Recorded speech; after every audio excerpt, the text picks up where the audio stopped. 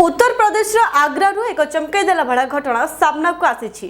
जड़े 38 वर्ष बहित पुरुषों शरीर में पानी बोतल प्राय 36 घंटा धरी अटकी रही। 1 लिटर एक पानी बोतल मलद्वार में फसी रही। किछि समय पर जंत्रणा हेबारु परिवार लोके तांकु नवदीप हॉस्पिटल को नहीं।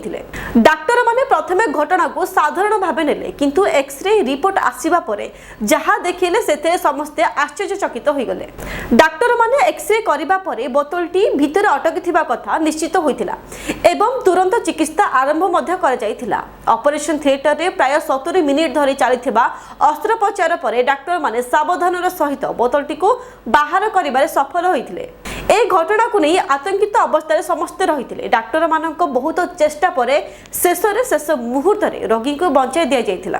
किछि दिन निरीक्षण पर से सुस्थ होइतिले। डाक्टर को कहबा अनुसार यह एक मानसिक समस्या अर्थात साइकोसेक्सुअल डिसऑर्डर कारणरू होइतिला।